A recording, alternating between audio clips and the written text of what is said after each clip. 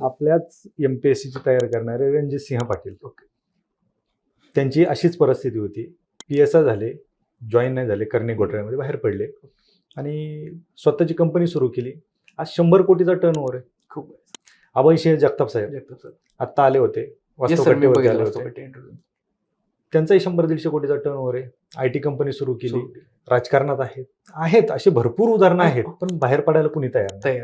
म्हणजे आपल्याकडे राजकारणात पण देखील तुम्ही ना एवढे प्रकल्प होता ना, सगळे विषय वाचलेले असतात. तुम्ही पॉलिटी वाचली, इकॉनॉमिक्स वाचली, समाजशास्त्र वाचले, तुम्हाला जगाची सगळं बेसिक नॉलेज आले असतं. म्हणजे तुम्हाला खूप स्कोप आहे. म्हणजे सगळीकडे स्कोप आहे. आपल्या पुण्याचे खासदार मुरलीधर मोहोळ सर, ते सुद्धा एमपीएससीची तयारी करत होते. प्रवीण तरडे एमपीएससीची तयारी करत होते. रुपाली चाकणकर, भरपूर उदाहरणं आहेत, परंतु त्यांच्याकडे कुणाला पाहिजे नाही.